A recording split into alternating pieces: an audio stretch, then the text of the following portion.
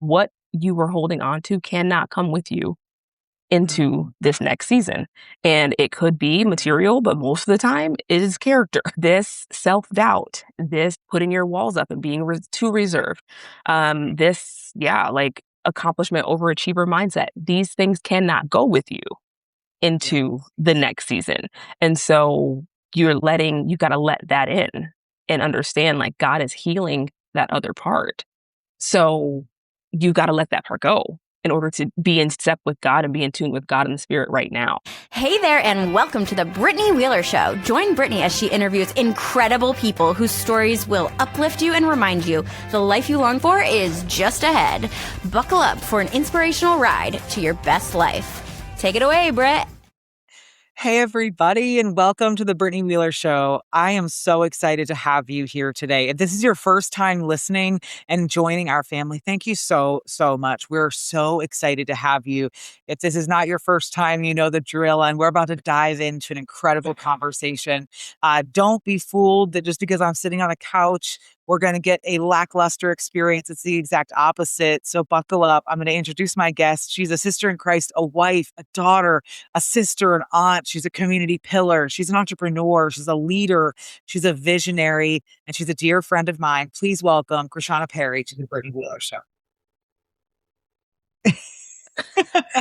That's the applause from the crowd. I love it. Yeah, if we have one day, we will have an audience. That's for sure. Thank you for being here, my friend. Thank you for having me, Brittany. I'm so happy to be on the show. And hello to all of your viewers and your fans and your followers.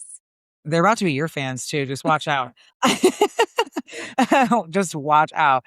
So this next segment that I go into, I love to pass it to you to either share how we met or a story of us. It really does. It's one of my favorite segments because I love to hear what my friends choose. But also it sets the tone of like who we are, what we're doing. And I just feel like it invites the community in and it feels more like two friends talking. And they don't even know you. So it's been a really cool experience to have this segment. So I'll pass it to you. I love that. And as soon as you said that, I started cheesing because we've actually already like hashed this out several times. So Brittany and I met almost a year ago at this point, almost, not quite.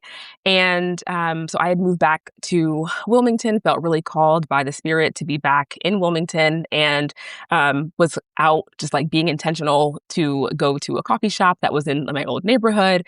And I was there taking a call first, and then I was like, all right, when I take this call from work, I'm gonna head out.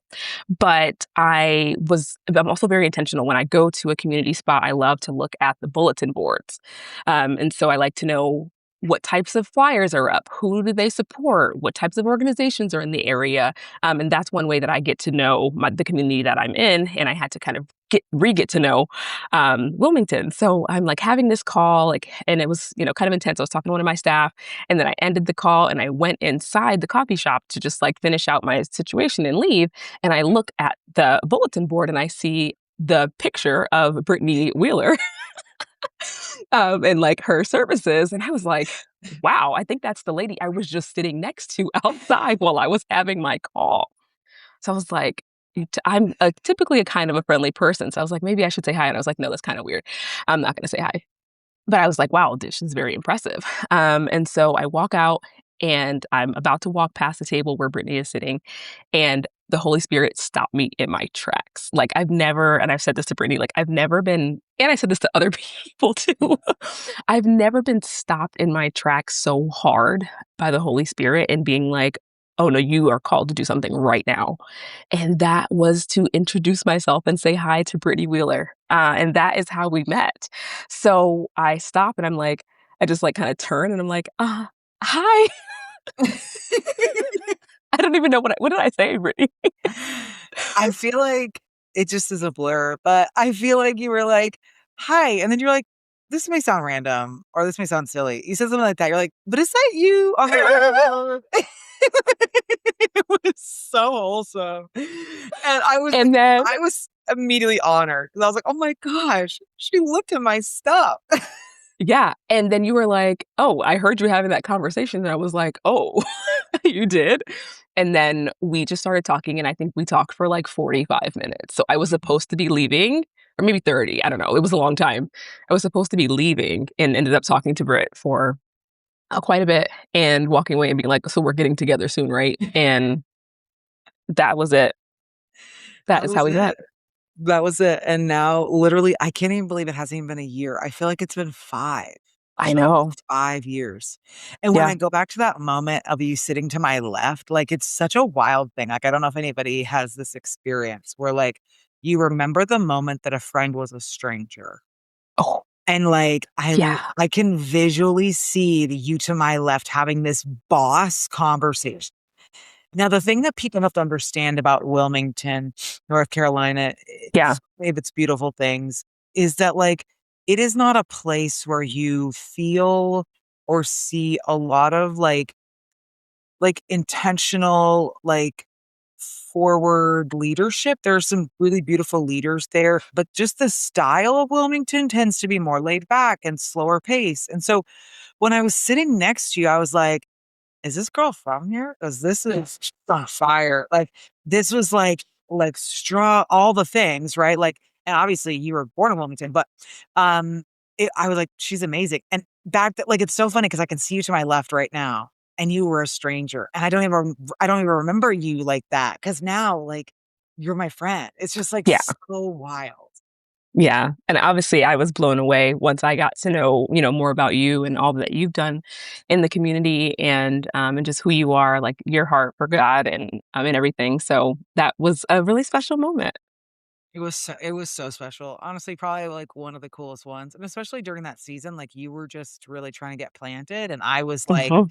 okay, what the heck is going on with my life? Yeah. And so I feel like we came in at like a perfect time, and truly because I left shortly after we met, just a few Yeah. months. Was that only a few months? Yes, Oh my yes. gosh. Yeah, it was, there's a scripture and I never can remember exactly where it is, but I actually held on to that scripture in moving to Wilmington, and maybe it'll come up later, maybe it won't. But it talks about like, one day in the Lord's presence or in the Lord's, plan is like 1,000 years or something, 1,000 days or something like that.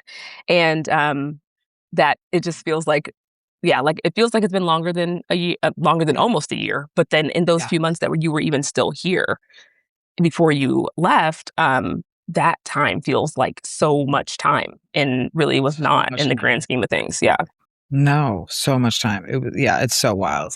Um, yeah. And now you're holding down the fort in Wilmywood, as some people call it, which, yeah, uh, trying to. you're doing great things. Okay. Did you bring a coffee mug by any chance? I did. Okay. Yay. Okay. So this segment, I'm so excited to hear about it. Um, And maybe I know it, maybe I've drank out of it, because you guys, like, we're just not, like, friends that, like, met once and, like, we kind of stayed connected on social media. Like, we actually have coffee at her house. Like, this is, like, wholesome friendship energy, okay? Yeah, Wholesome. So this segment is I have asked people to bring a coffee mug, bring a coffee shop. I I wish wish. I could, like, in my I pocket. mean that would be You know I really. am. I would love a latte right now, so if you could just make that possible. Yeah, I have people bring coffee mugs and to share, like, why you brought the mug, why it's important to you.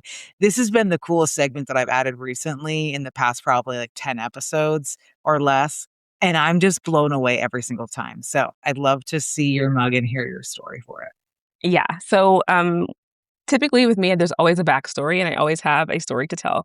One, I want to say that I just absolutely love this segment because I do the same thing. When I'm doing a virtual call, I do an icebreaker, and I'm always like, bring something with you. I want to see something tangible from your actual life. And it's usually a coffee mug because I love coffee and I love coffee mugs. I'm also very particular about my coffee mugs. But today is actually very surface level. It's actually very superficial. So buckle up. Wow, this feels like our conversation before we signed on. I know. And when you see this mug, you are actually going to holler. So just brace yourself. So, okay, Okay. this is not a mug from home, first of all. I'm at my co-working location. So I am using one of the mugs that I always grab when I'm here at the co-working place.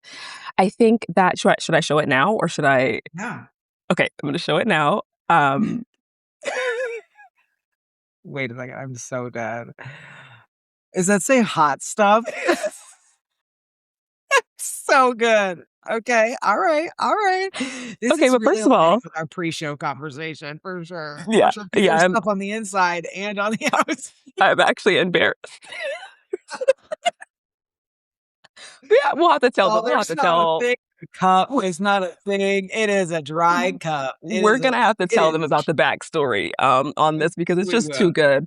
So okay, let's get into the aesthetic, right? Like that's Okay. what this is all about. Cute. Simple. But again, with how I'm, building community and finding my place in Wilmington, very shortly after I got here, I did join a co-working place because I was working from home and I am not a homebody. And so I joined a co-working place and it's been, part of that community and in-person, feel and has really helped with my mental health. And so I had been here for a while. This mug actually just got here like a few months ago, and I've actually been at the co-working place for now like 14 months. So, or maybe like exactly 12 months.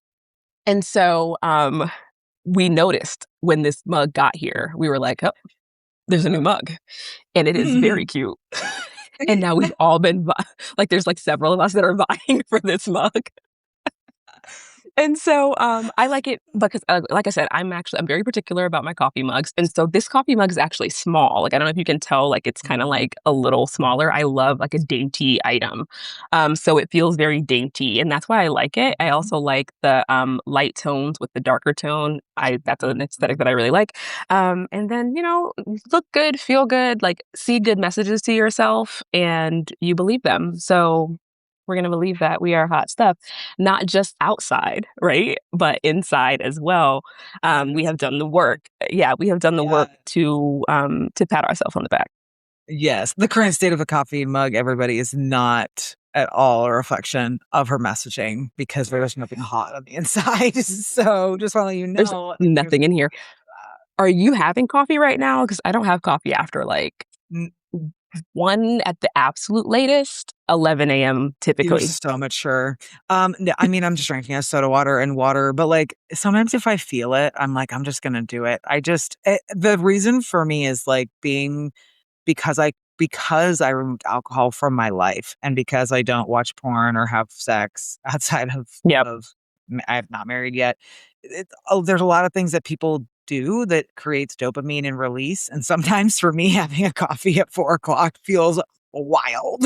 And so I'm like, yes, I'm going to have that latte at 4 o'clock. Let's go. So I am totally down for that.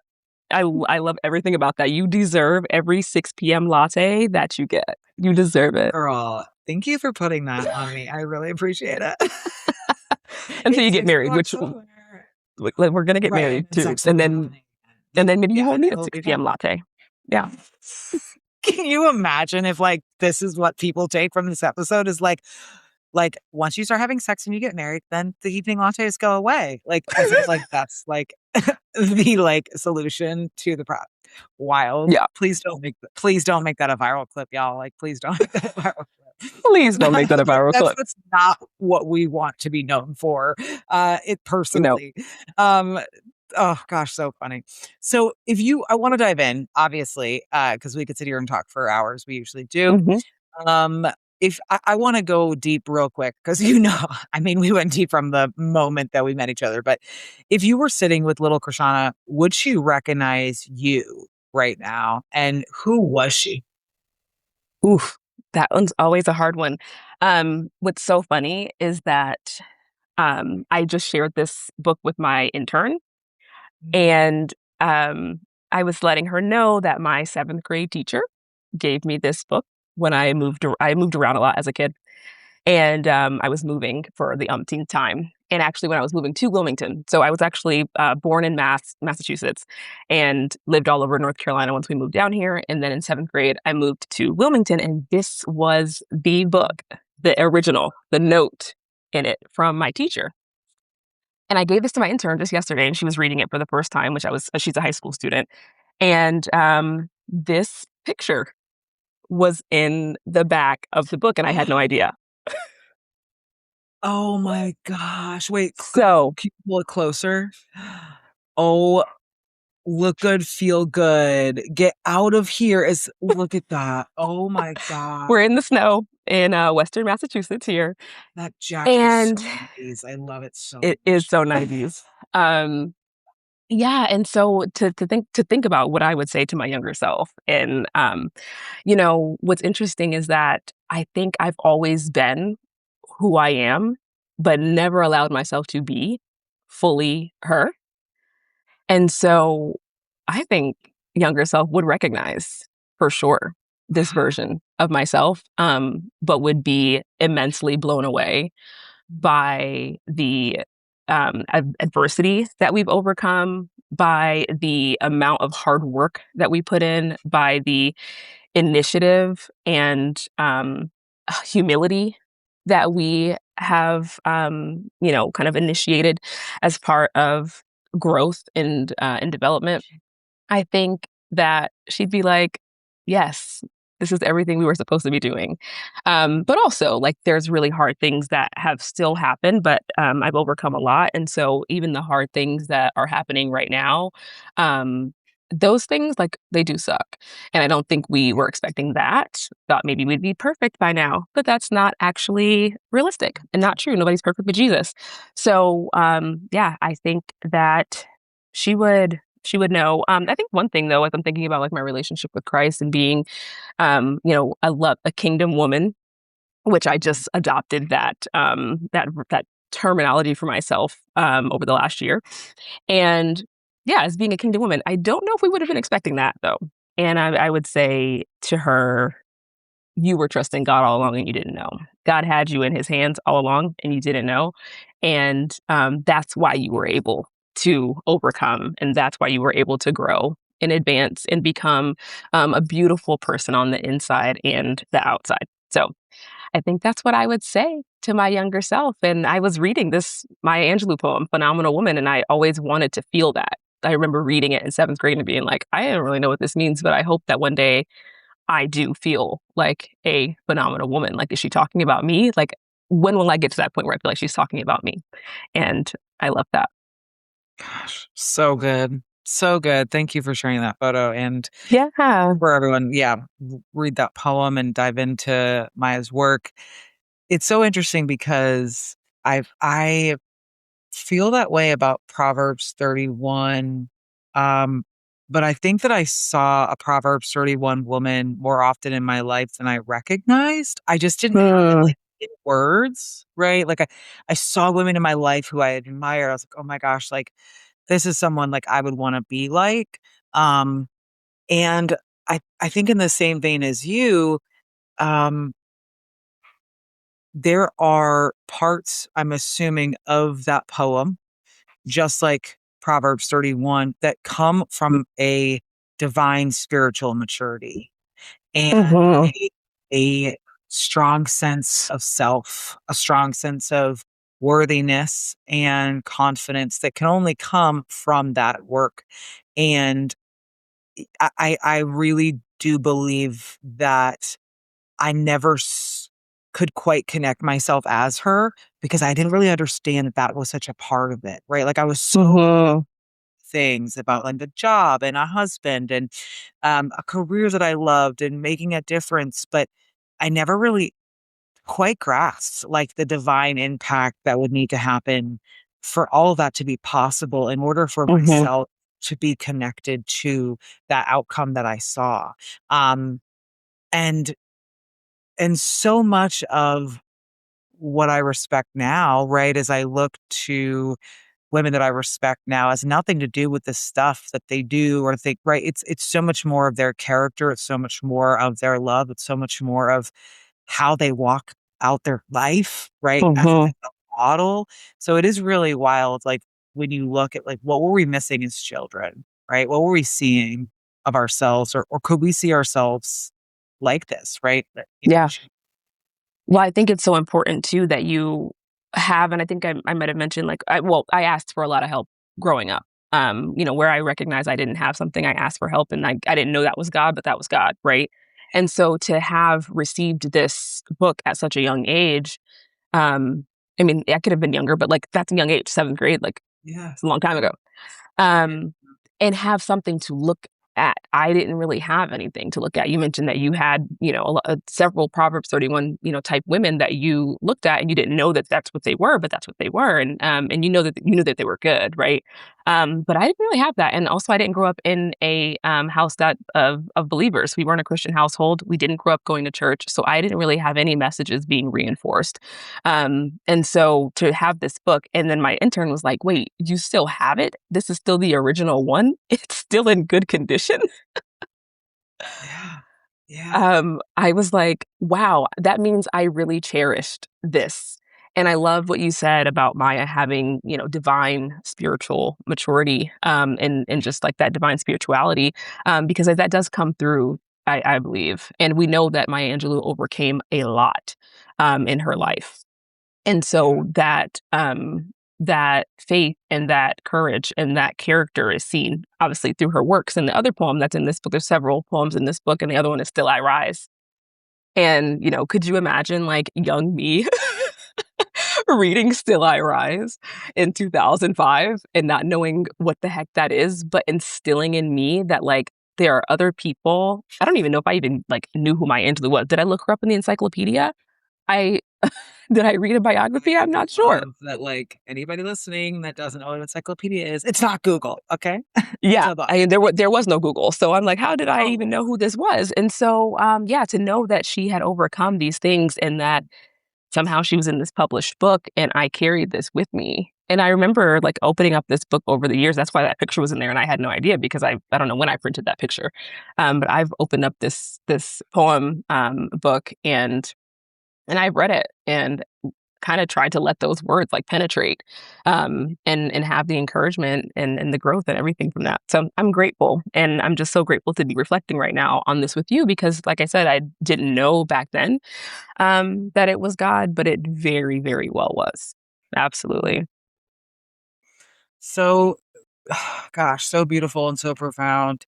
And just like I don't know, I think we underestimate what are the small things that we could do to make such an impact on people's lives, right? Like, and that a book, a poem, a kind word, right? We just underestimate how we can bless people and like literally change the trajectory of their life. And we don't even know it, right? Just doing a Mm. kind thing, right? Just being like mindful and loving. And I think there's just so many opportunities in the day-to-day life that we miss, that we think, oh, well, it's not enough, or I don't have time, whatever your excuse is, right? I think even something super small and simple, like just the process of getting an intern on this show, right? And my sweet intern, Hmm. Virginia, she just keeps the show going from behind the scenes. I literally couldn't do this without her. And she recently got an internship here in the DMV over the summer. And she had said to me, like, thank you so much. Like, the way that you lead and you didn't micromanage me and you asked for my ideas and you created. Yeah, I'm not a micromanager. So that, yeah. I love, love, love, love. Like, I'm so grateful that she saw that and heard it because I was like, I don't got time for micromanaging. But she just was like, I really believe that being an intern for the show helped me to have more confidence to be in the internship that I am now. And it's like, Mm. we don't even realize, like, just by showing up well and showing up for others, even if it is just like leading people in the things that are already happening around you, like so impactful, right? And did you say a teacher gave that to you? Yeah, Yeah. yeah. Yeah. Gosh, like Miss Walker, I remember her. Miss Walker. I Yeah, see, that's such a wholesome teacher name. Like you knew it she was is. good. She You knew was. she She was was good. like, at this point, she was like kind of an older white woman, and it's a good white woman when she got the edge up in the back Oh. and a little fancy cut, and it was all gray. I remember Miss Walker. Yeah, Was she the kind of teacher that wore the festive earrings seasonally? I don't remember, but I would not be surprised if she was. I just remember this like this image of her, and it could have been when she actually was handing me the book. I don't know, but I still know what she looks like, and just she was kind. Yeah. Mm, Miss Walker in Wilmington, thank you so much. It's a great transition. It's like you're a host or something, or you could be one, or Lord's calling you to. I don't know. You're gonna do. The Lord can't call me to nothing else. Okay, can we take a break? Lord, Lord, He can can only you do take what he over? wants to. I'm not gonna tell the Lord what to do. That's so true. Yeah, sit down. You know it didn't work the first time, so don't be trying now. Okay, so who has God used? Obviously, we talked about Miss Walker, but who has God used Mhm. to bless you or help you through a tough season? And what have you learned about letting people in and building nourishing relationships? Before you answer, I really want to I have parentheses around letting people in. Um, and I don't mean like burglars, y'all. I don't mean like people that are not allowed in. I mean truly Yeah, allowing and people to people who have don't deserve conversations, to be in love. your space. Yeah. Yeah, yeah. So I'll pass it to you. Hmm. That is a good question. I honestly, the first person that came to mind, and this is a yeah, this is a it's a loaded response. There's a lot to unpack here, but as I was, matriculating through life and growing and creating whatever, like walls that I put up or, um, development that I did have. All of these things, God will speak to you in a different way in every season. Even as you know that you've had like, oh yeah, I've become a better person and my character is developing and, I have accolades and accomplishments, like things are going well. I lost the weight. I did the things. But when I moved to DC in 2017, I ended up going into a ministry fellowship in 2018. And the ministry fellowship was for a year, and there were 5 fellows, and we all lived together in the same house. And the enemy was very busy because part of the things that God wanted to redeem in me and what I needed, God knows what we need in every season, right? And wherever we are and whatever those lessons are, like He will speak into that. And of course, then the enemy also tries to attack in that same way. And so we're all living in this house together. And I was like uncovering all of these kind of negative things that were still inside of me that needed to come out. And it was being, territorial over my space. And it was being closed off because I didn't really let people in, even though I thought I did. There were select people, maybe a couple people, like over the years that I had let in. Even one of my friends, who I'm still friends with today, we've been friends for over 15 years, and she mentioned to me also while I was living in DC, she's like, "Yeah, we are really good friends, but there's just this part of you that I feel like I don't know. Like there's something happens and a wall goes up." Um, and that was before the fellowship, might I add. And so, first of all 5 of them taught me how to love myself better and how to see myself as God's redeemed and worthy daughter. And that was really uncomfortable. But in particular, one of my best friends, Chastity, she was one of the fellows in the house, and she was so kind and so gentle and still yet so reflective of like a little cousin or a little sister of mine. And we were the 2 Black people in the house. There was one Korean American person and 2 other white people. I don't know how many people this is. Did I count right? I don't know. And so, okay. And so, in a lot of ways, I didn't feel like, the others understood me because like there were some things that we didn't share in common, which really wasn't true. They understood me as it does. On none of these things really actually matter except for our relationship with Christ and who we are in Christ. And yeah, we have the outward things and the earthly things that God gives us, and those are cool things to connect over and everything. But like ultimately, like you are who God says you are, and they helped me to understand that. And so Chastity was just very just kind, and gentle and unassuming, and also like very built up in the Lord. And I was very much so like while I had been saved for like maybe like 2000. Oh, I had only been saved for like 3 years actually at that point. Yeah, I actually just remember that. Yeah, it was only about 3 years at that point. So, um, I was still kind of a baby Christian, and they taught me how to go deeper with the Lord. Chastity taught me how to, um, like just love people, unconditionally.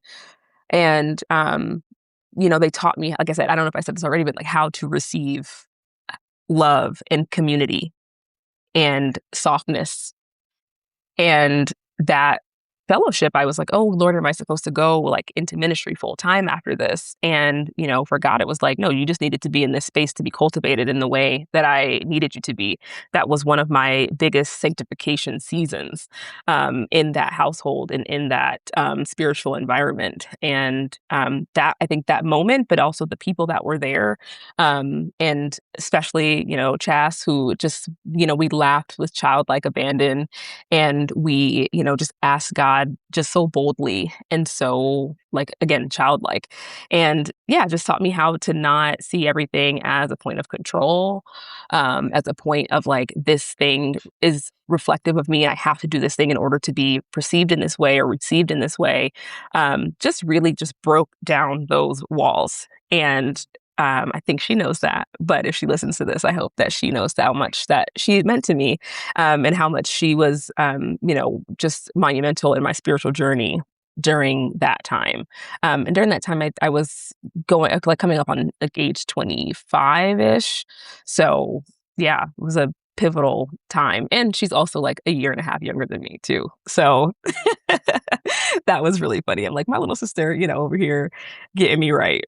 She's coaching up. That's what she's doing. Yeah. She's Oh yeah. up. Mm-hmm. That's like, yeah, the imagery I had of just like 5 girls like having fun in DC and just like loving on each other. Obviously, it's. So we had one male. We made him our. We did. I love it. Okay, so one guy. Okay, 5. Yeah, one guy. 5 girls and a man. Yep. So it could be a show. We lived a good life. We lived a good life. It's interesting because you and I have had this recent conversation around letting people in, right? And I think that you and I have a lot in common around how those walls were put up and why they were put up as a child and as a young adult. And I love that you shared just that, like, you were put in a place in this fellowship, not to pursue a career, not to go into ministry, but truly the Lord knew that hyper immersive, intense experience of being around 5 believers, around 5 believers plus yourself, that knew the Lord, that were going to love on you, was literally what you needed, right? To like create a really strong foundation. Yeah. What would you say now? Because you and I have recently talked about this. What would you say now is something that you still work on in that area?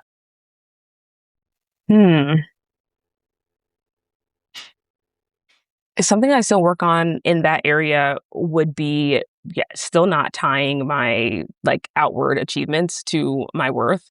I know that at a fundamental level, but sometimes I do have to check myself, like, in between things or when I'm taking my time with something. Like, I've learned so much how to take my time with life, whereas I was rushing a lot of things before. So yeah, I would say that, just kind of still taking my time, and yeah, just letting myself, be who God has made me to be, even if that person is growing, even if that person is changing or like hasn't accomplished something, tangible outward to people. Just, yeah, still being able to do that. Yeah, something that just came to me too. I think the biggest, let me orient these words properly. Mm-hmm. I think when I said letting people in, which was originally how I intended it, I really did mean, like, how do you allow people to help you? How do you allow people to love you, right? How do you allow people to like just add value to you and to kind of shut those walls? But then Mm-hmm. what I feel like the Lord was just saying was like, letting people in is also about letting the new version of you in, right? Yeah. Letting the version of you that you haven't met yet in, because you could be right at the cusp of the next version of you, right? The next level of worthiness and confidence and belief, all of that. But if you don't allow her in and don't allow her to be a part of your being, then you still keep yourself disconnected, right? And you're Yeah. still walking. Like And over here. Yes. Yes. Yeah. And so Yeah. everything that is attached to this future person, right, to this future woman, can't actually come to you because they are attached to her. They're not attached to you. So if you're listening to this and you're like, why, gosh, I can see all these things. I can see that, like, I should have this and I should have this marriage. And I should have these many kids. And, I can see myself having this. And it's like, Well, have you actually stepped into the woman or man you are meant to be to have that? Because it's attached to that version of you, not attached to who you are right now, attached to that version of you. I think so Mm-hmm. many of us want the next version, but are we actually willing to step into them in order to have the things that are attached to them? Mm, that's good. You're ministering to me, okay? Because yeah, It's just like, there well, and then part of that is just kind of a different point, but I have clearly heard God say where, and this has been several times now over these really big seasonal moments, like changes in my life. What you were holding on to cannot come with you mm, into this next season. And it could be material, but most of the time it is character. It is yeah, something internal. yeah, This self-doubt, this putting your walls up and being too reserved. This, yeah, like accomplishment overachiever mindset. These things cannot go with you yeah, into the next season.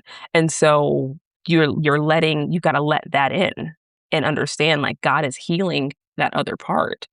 So you gotta let that part go in order to be in step with God and be in tune with God and the spirit right now. Like those things actually can't come with you. And the old has gone and the new is here. That you just really some of those things I'm just like, I'm beyond beyond this. yeah, We've been dealing with this yeah, for way too long. And yeah, no, I'm not. Now I know, like, okay, no, that can't come with me. And whatever I have to do on a daily basis to release that or to detach from that, I do. And that also does help me to let people in more as well, yeah, because there's this version of myself that a lot of people are seeing here in Wilmington, and I'm trying to allow myself to see that version of myself as well. And it's about I got to let myself in, but I'm also like, okay, and let other people in to not yeah, just that, surface level exterior point, but the part of who I am is such a, um, just a big molding of all of those things. The external, literally the physical, where I've been,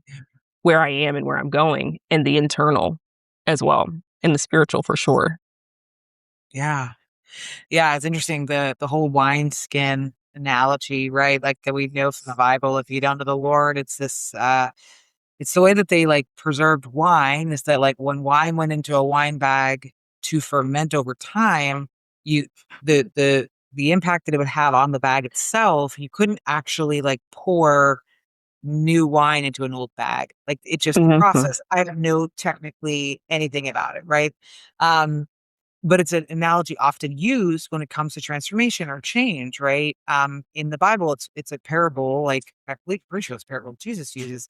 And I have that like aha moment even about myself. It's like when you truly are walking in alignment and keep growing and you're stepping into who God's calling you to do and you continue to do the work, you don't fit, right? Like I came back to Wilmington in April um after being gone for only 4 months, y'all. 4 months, 4 months, 120 days. And I remember putting on an outfit that I had worn literally 4 months prior. It was a pair of jeans, a sweater that was my grandmother's, and a t-shirt. And I felt like I was new wine in an old wineskin bag. Like it just I did not fit anymore. Like I didn't fit. It didn't feel right. It didn't feel like who I was becoming.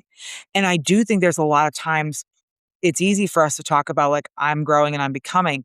But one of the things I think we often miss is the taking and the keeping of people, and the taking Mhm. and keeping of things that we wrestle with that so much. We often don't do what's necessary, right, to release people out of our lives. So just and it doesn't have to be Jer- oh my gosh, dramatic Jerry Springer style.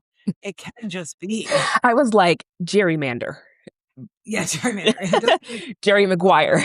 Jordan McGuire. That was wild what was trying to come out of my mouth.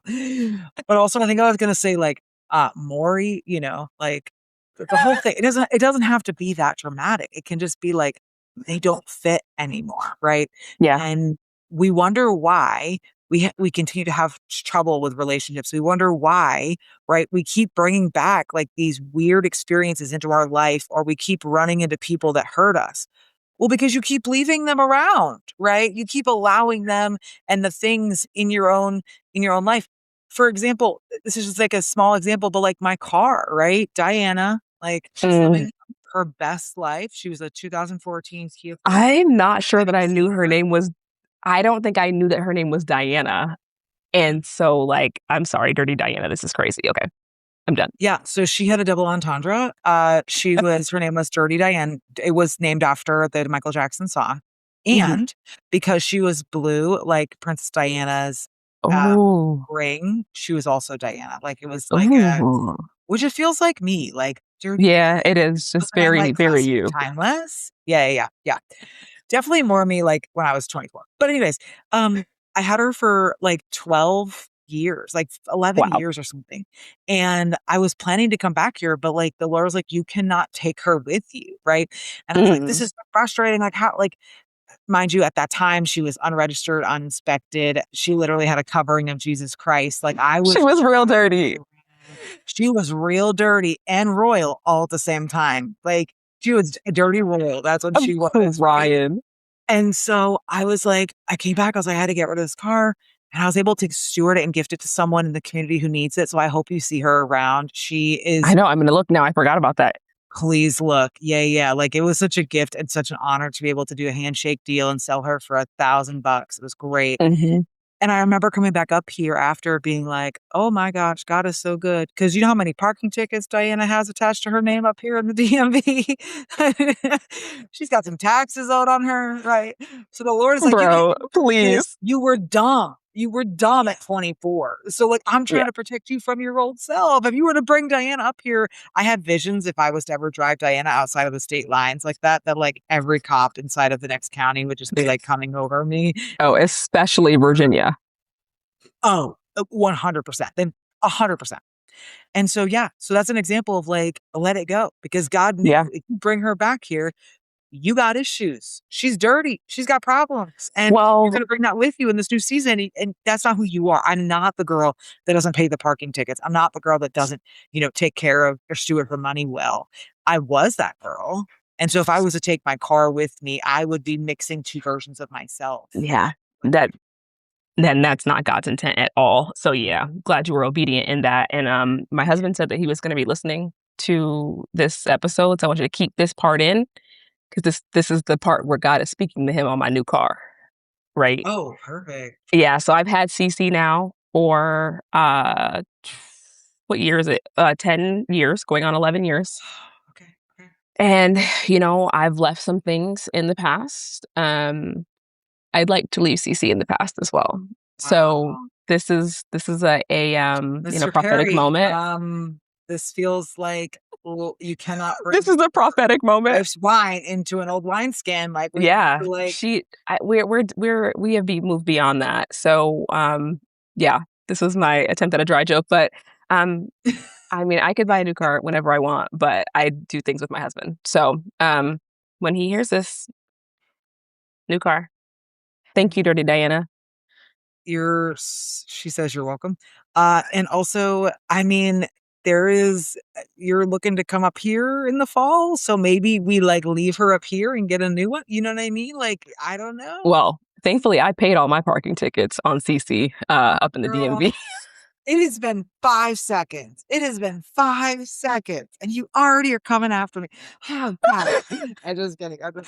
Well, anybody who's lived in DC, Maryland, and Virginia, actually it is the whole DMV. Anybody who's lived in those areas knows full well. Like when I moved to DC, one of my friends told me, and this is anybody who's thinking about moving to the DMV, she told me to put the parking tickets, the parking, and the red light camera tickets in my budget. And I was like, I refuse to do that. I'm a good person.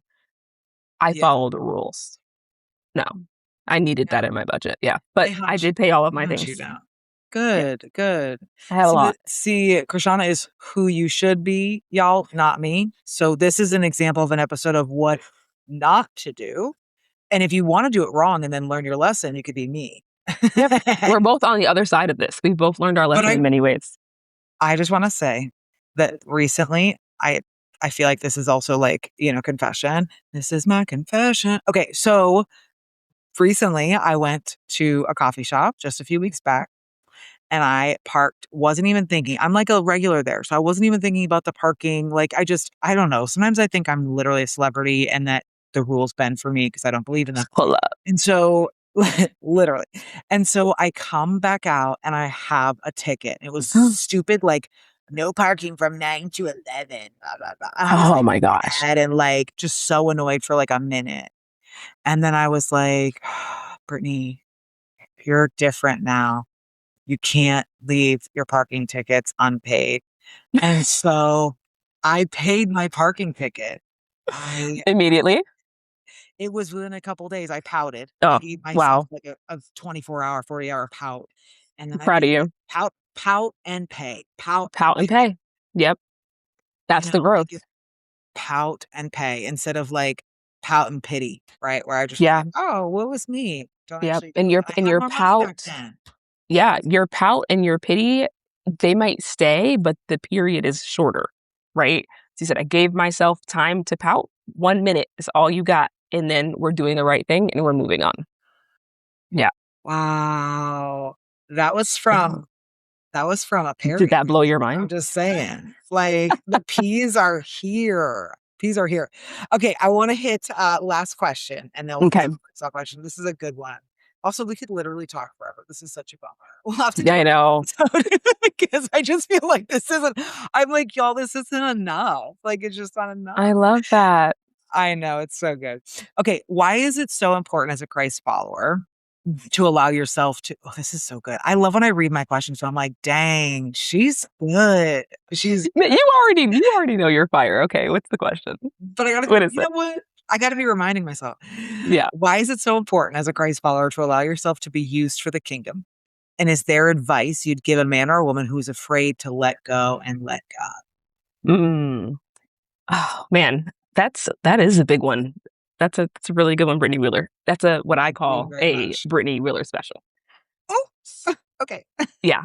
Oh, I don't. Have I never said that to you? Like you'll say things to me in No, text, and I'm like, "Oh, this is a Brittany Wheeler special." you've never said that to me. Say So it in you're my head all the walking time. around coining that. Yeah. OJP, I got a Brittany Wheeler special right here. Yeah. Literally. Oh my God. Oh, yeah. Well, the cat's out of the bag. So, okay. So, why is it so important to be used by the kingdom? And what advice or experience can I share about why it's important Used to used for the kingdom. use You for the start there. kingdom? Yeah. Why is it Yep. important to allow yourself to be used for the kingdom? Yeah. And then, let go and let God. Woo. Okay. So, man, it's for me personally, like being used for the kingdom is it's like how I connect with my relationship with Christ. Because I'm a 3 on the Enneagram. If anybody follows the Enneagram, a 3 is a very image focused overachiever for the sake of, being seen. Sounds bad. There's things, go read about it. There are some good things about it. But it's so important for me to be used for the kingdom and for God for people in the world to see me as an extension, of Christ, to see Christ on me because of my personality type, because of how I function, because of what my motivations are. It's so important for me to like put myself to the side and be in a space and be used for what God would have to happen in that place, and to advance what I think about is like in heaven as it is in earth, right? Yeah. So I work in community development and I ask God always to help me be like his hands and feet in the community. What do you want to see happen to your neighborhoods, to your cities, to this earth? What do you want to see happen? And it's important for me to be used in that way, because I want to be a part of God's mission. And it's how I connect with God in my relationship with God, because what I do is so connected to who I am, and so that has to then circle back to God, or I will be moving a little bit further away.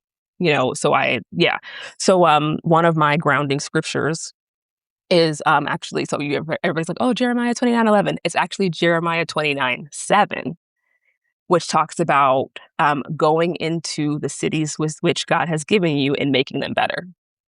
And that is one of my grounding scriptures that I kind of founded my business on. And that when I think about, you and Chris had said to me the other week, like, you leave people better than you found them. And that was such a blessing to me because that is my entire mission. That is what God calls me to do. And so, yeah, that's what I think about being used for the kingdom. And then I am like the definition of let go and let God. When you think about like trying something new and knowing like we're not going to know how all the pieces come together, but faith.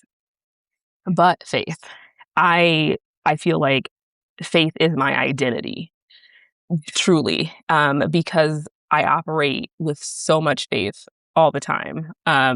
Anybody who knows me knows that I have a lot of faith, and sometimes it's very blind faith. And I also believe in a couple of other things that help me to make those decisions in that time. And so maybe it's that you find what guides you, right? You have your scripture, you have your relationship with Christ, and then you have the things that God has taught you and that you believe in that guides you as well. So a couple of there's one thing for sure that my mantra is: if something comes up more than one time or consistently for you and you have not pursued it, you owe it to yourself to pursue it. And if it's a little, detour, God's got you. There's something that you're going to get out of that detour that God wants you to have. Um, and yeah, so that's one of the main things that I live by. And so when that happens, I'm like, all right, well, and then I also believe in there's the decision that's in front of you. So when you're praying and you're asking God for a sign, you're asking God for a path and for this and for that, and then like the next day or 5 minutes later or 6 months down the road, this actually could be an answer to that prayer, but you're too like, I don't know if that's the thing. I always pursue that thing, even if it doesn't quite make sense, even if it is like, oh, that's not what I thought I was going to get out of that prayer. I do believe that you're supposed to be obedient, and your purpose is where you are right now, and what God reveals and what doors God allows to open right here is what you have to make the decision on. So to me, that is let go and let God, because you let go of what you thought was supposed to happen. You let go of what the full vision that you had pictured for yourself, because we know, which I'm so grateful for this, that God does exceedingly and abundantly more than we can ask or imagine. So when something presents itself and you've been praying and you're a believer and you have faith, you better know that God's got something good, something big, something more than you could ever imagine on the other side of that decision, whether it doesn't work out and it catapults to something else, or it does work out and that's exactly where God wanted you to be. So I'm so convinced that that is how God wants me to live my life, because we don't have control over these things. We don't know what God is going to do. We cannot, you have goals and you work towards those goals, but you, as a believer, you have to be open to what the Holy Spirit and what God is going to do in the midst of that. So that's how I live. That's how I live my life. So that's why I'm like, yeah, no, I think I'm the pillar of let go and let God. I think that we need to have a Let Go and Let God podcast episode. Because, like, Ooh. I literally am like, I feel like we could literally just have an entire conversation of like what it means. What are some tangible steps? What does it not mean? Right? Like, there's such misconception of like, let go and let God. It means you like do nothing, right? Whose voice was that? I don't know. It was just somebody whining. Like, I let go and let God, Yeah. right? And I think that, like, there's such a misconception of what that actually means, right? I think a lot of people mean that it's like a cop out, right? And so it's like, oh, you're not even trying, or you do nothing, right? You literally like don't even take any steps. You don't actively walk into something, right? Some people also,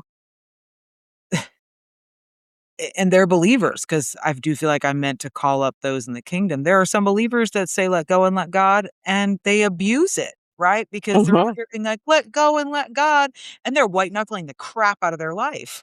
And so then it's like, well, you wonder why people don't believe you. It's because you're meant to walk in God's image, right? And you're out here white knuckling and not letting God do anything. And so, yeah, I love what you shared around let go and let God, and that you are a model of that. And when you're talking about being used for the kingdom, it's so interesting because we talk about the treasures of this world, right? We talk about what's stored in heaven. And I think for those, whether you believe or you don't believe, you can go to the feeling that you get when you buy an item, right? Like when maybe you buy a car or you buy a house or maybe you get a plane ticket to travel, right?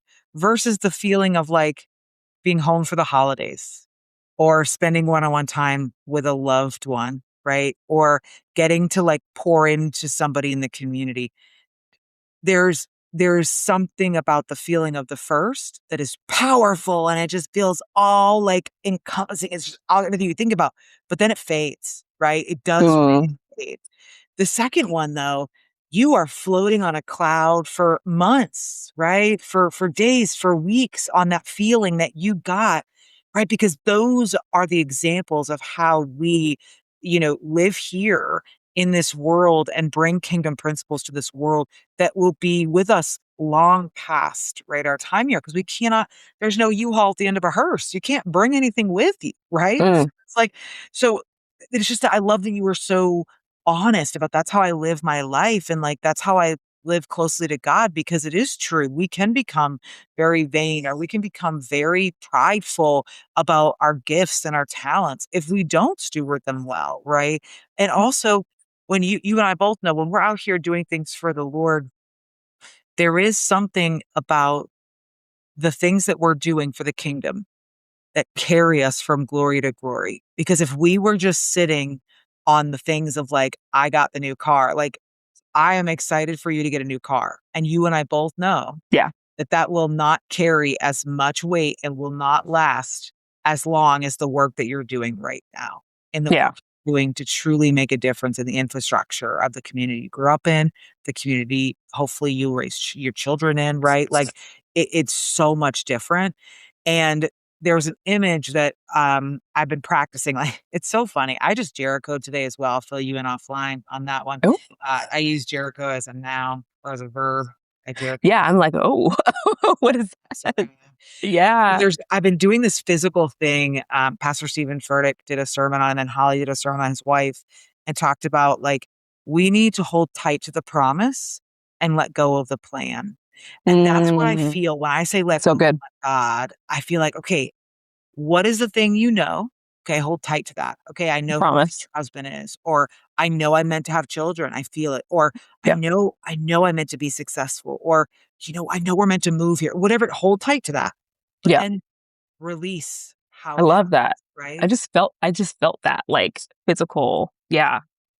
It's just I love so that. good because I think that doing both, like I'm a kinesthetic learner, so I think holding tight to this promise is like, okay. Hmm. And then I'm like, all right, Brittany, just release it. I don't know how it's gonna, okay, God, just Mm. release the plan. That's And so that good. is letting go and let God. Yeah. I mean, and I think about that when I think about going through my ministry fellowship. I was not like it was never in my thoughts. I mean, like I Yeah. said, I had only been saved for a few years at that point. And I was actually in grad school for an advanced, government degree. And I was like, okay, I'm holding these two things to be true. I'm now a believer, but I also know that I'm supposed to work in the government and do God's work in government and in government spaces. So why would I be doing this ministry fellowship? But now it makes so much sense. But in that moment, like I said, there was something that was before me that God had presented to me. And then I had to, exercise that moment where I'm like, I know God's got me. And I'm so glad that I know that God has something for me in every situation, in every decision, good or bad. But, when we make those decisions. And so I said, well, obviously God wants me to get something out of this. I have no Yeah. idea what that is. I mean, Yeah. will I be a better Christian? Maybe. Will I like learn how to be more kingdom driven and kingdom minded as I pursue this government path? Yeah. Is it always going to be both ministry and government? Community development is always going to be those two things.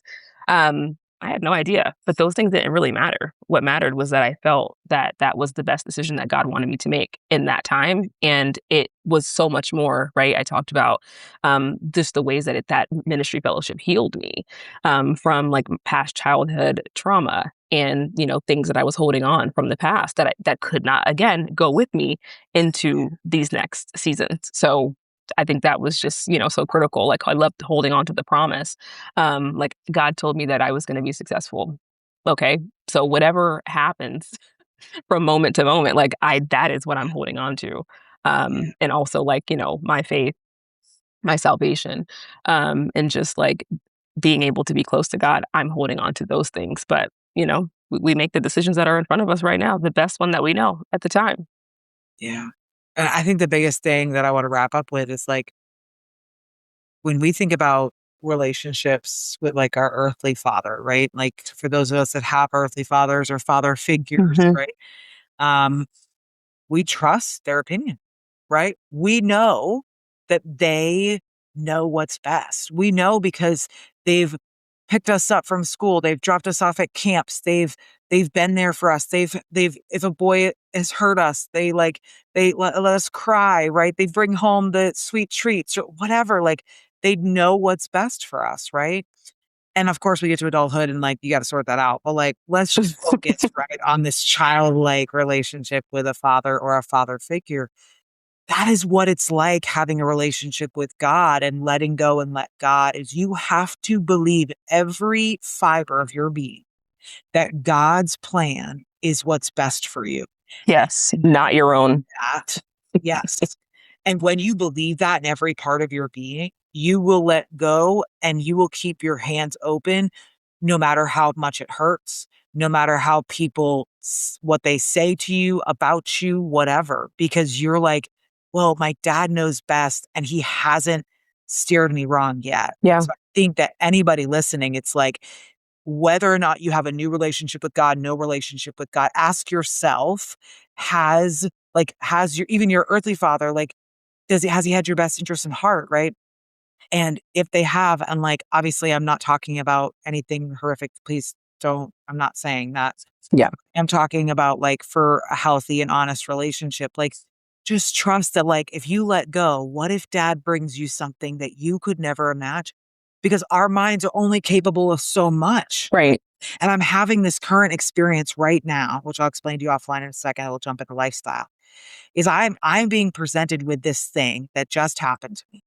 And it is so huge that in my mind, I'm not even like, there's no scarcity mindset about it. There's no like, oh, I can't because it is so big that I know that only God can do it. That like Brittany Wheeler can't do it.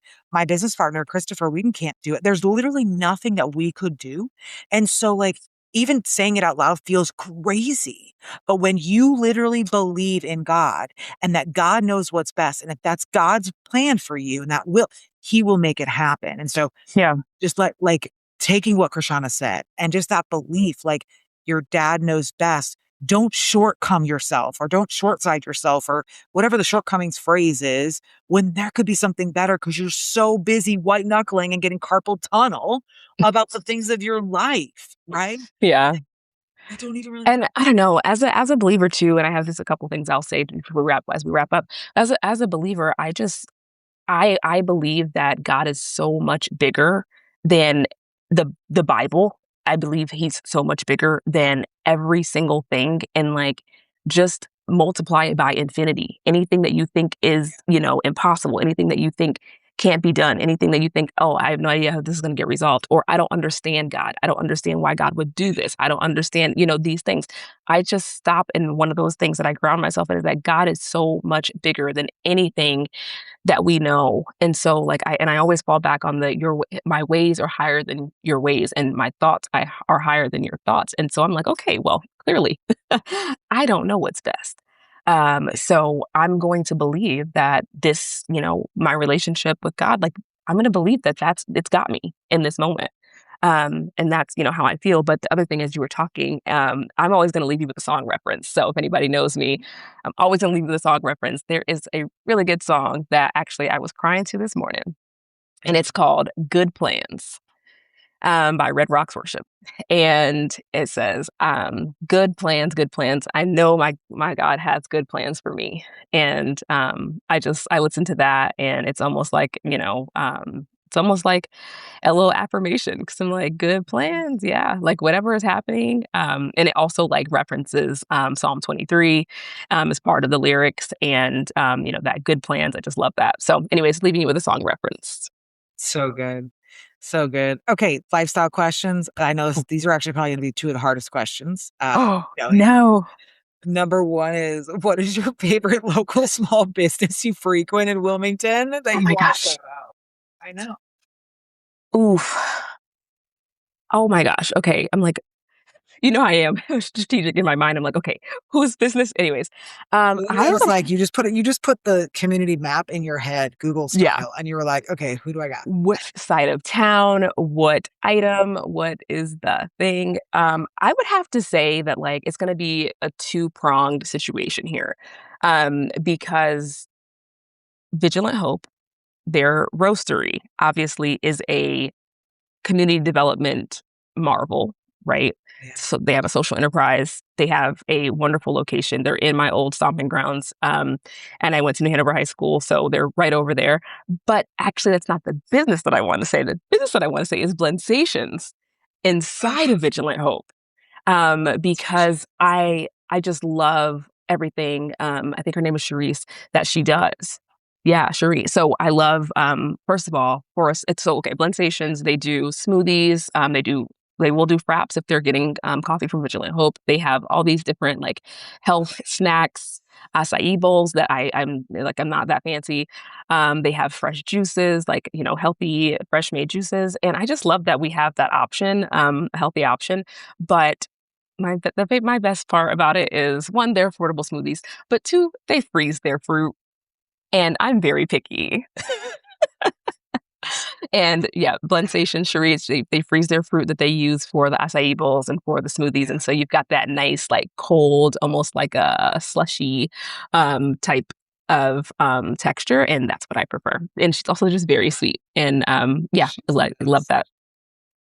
Yeah, she's doing a lot, also being located. We'll just like keep this short because we can go on and on about this, but like, what she's doing for the community there and just representing healthy food and options in the part of town that doesn't choose that as their Hmm. go-to. It's really huge. So yeah.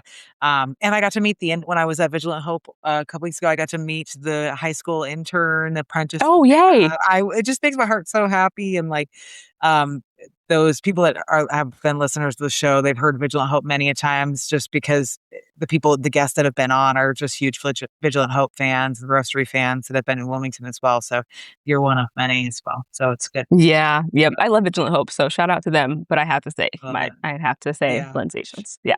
She's gonna like love it. She's the best. She's so funny. Okay. What is a book you've read multiple times that you believe somebody should read? Okay, so I remember seeing this question and I was like, I actually don't reread books. Am I bad? Am I bad for that? Yeah, I mean, I'm called not to judge, so yeah. I mean, obviously, I showed you guys the Maya Angelou. I've read that book this book yeah. of poems a million times. And my go-to book that I always say people should read, is The Alchemist. And maybe it's not holy, so use your best judgment with that. But one of my mentors told me to read it a long, long time ago, and I always think about the person in that book, and I think his name is Santiago, and he's on a journey to like find his purpose. And it's a really interesting metaphor and good imagery and storytelling about finding your purpose. And I've always been so, dare I say, obsessed with living out my God-given purpose and making sure that I am on the right track, doing the right things. I know I'm a bit of a perfectionist, but that was always very helpful for me. So that's one. And then actually, I will say that I have reread this one book because I also don't buy books. I patronize my local library wherever I live. I've had a library card Love in it. about Mhm. 4 or 5 different states at this point. And I have reread, because if I bought it, then I need to read it. Jasmine Guillory. I'm also a romance novel nerd. Okay. And Jasmine Guillory, she's a fantastic, like very lighthearted rom-com Black woman author. And I have actually bought several of her books before I realized, like, oh, hold on a second. We read these books too fast and we're not going to reread them. I have reread a couple of her books. They're very fun. And yeah, so I think it was called, oof, The Wedding Date. The Wedding Date is the one I've read like the most. I think I've actually read it 3 times because I'll get bored and like not have a book at home, or like not go to the library, or be waiting on something to be brought in so I can have it on hold, off a hold. And yeah, so I don't read many books. And I will say that my Bible, let's talk about that. What I reread all the time is James. James is a firecracker. It will get you right every time. So I reread James all the time. Those are all really good. It's okay you don't read multiple books. Like, yeah, I read a lot of that's books, all right. but I just don't Yeah, like to reread them. Yeah, it's not like it's people need you in the community, you know? Like it's okay you're not going to read the same book 12 times. It's okay. No. Those are all really, really great recommendations. And there was something you said about like it may not be holy. And here's the thing that I think that so many people like, and I know you know this and believe this, but I wanted to say this for the audience. I think so many Yeah. people out there, particularly believers, have such a good a not good, but they do a good job of like pointing out the things that are not like not that they're not holy, but like scrutinizing, Yeah. discriminating, or whatever it Or like is that like this worldly, is or like bad. secular, or Worldly. something. Right. And then I'm like, okay, well, if you have a relationship with Jesus Christ and you're guarded up and you're presented with that, doesn't mean you need to do it over and over again, right? But do you need to like claim it as this whole thing, right? And that was really not at you at all. It's Yeah. just, I think so often I hear people like pointing and like basically like acting as if being around a person, being around a thing, being in a place is going to completely like take away their sanctification. And I'm like, it's not that simple, y'all. Like, it's not that simple. And also, don't you think God is big enough that you could walk into a store, walk into a bar, walk into a place with people that don't look or believe what you believe, and you're still gonna be like Jesus on the way out? Like, Right. Right. Yeah. And also I like to think about God, God's creativity as well. Like I think that book is so creative, The that's what I'm Alchemist. And saying. Like, it can yeah, so like really connect it with your journey, and it stuck with you, and you're still exactly. like I literally was on I the was up. sanctified then. I've been sanctified another 2, 3 times, and I'll go through the sanctified again, and I'm always going to have big faith. So Yeah. that Yeah. no book can take that away from me. Although there are some things that I will not partake in. There's definitely, and for sure, there's definitely a Yeah. line. I just think that Christians, they choose the low hanging fruit too much. That like Oh yeah. it's interesting because wow, the Holy Spirit is really speaking in this episode. They choose the low hanging fruit, but what they're actually hiding is the things that they're doing behind closed Mhm. doors, right? That they shouldn't be doing, right? They're all like, oh, this isn't holy, but they're sleeping with somebody else's wife or husband. This isn't holy, right? But Ooh, they're actually you hiding preaching. their addictions. This isn't holy, right? But they're out here like deceitful on Facebook and all these things. It's like, Yeah. You take this moment to talk, call talk. somebody out because they're reading, a metaphorical book. This is not the Mhm. time for you to call Not the somebody out. time. Not the time. And Keep it to also like yourself. there's a difference between like dabbling or reading something, or, being in the midst, right? Like we're in the world but not of it, right? There's a Mhm. difference between that and then like taking something up as your guidepost, Yeah. or something An like idol, that. a Like, mantle, yeah, something. Mhm. exactly. Mhm. There's a very, very big difference between those two things. Or do another episode. I'm telling you, like this affirmed it. We have a lot to tell people for sure, and a lot to call people up on. Before we close, tell people a little bit about what you're doing and how can they find you, connect with you, whether it's because they want to bring you on for your work or because they know someone that could. I think that's a great way that this platform gets to help my guests. Yeah. So I'm working on my social media, so you're gonna have to catch me in the streets. Okay, If perfect. you Yeah. wanna if you wanna see me, come see me in the streets. But no, so I am the founder, owner, principal consultant for Circuit Consulting. It is a community development consulting firm that does community engagement alongside municipalities as well as architecture engineering firms that are doing public work. We support infrastructure projects that are meant to be building up our communities, but making sure that we bring the human centered piece, right? That's where that God part comes in, making sure that we are building as part of the kingdom as we're doing that.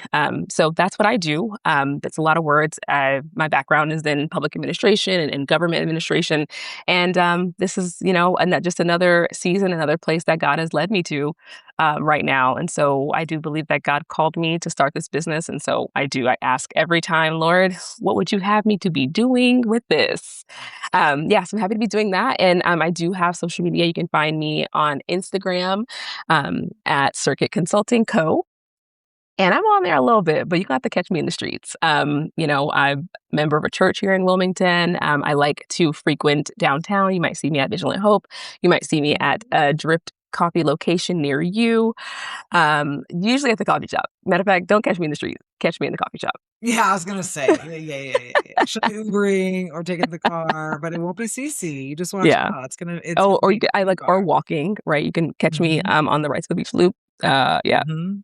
Literally, I'm gonna start crying and like you're like, Britt, after your episode, I just been having all these random conversations with people like at the loop. Somebody stopped me at the corner the other day. I hope so. That means you're reaching the good Right? people. Yeah, I hope Right? so.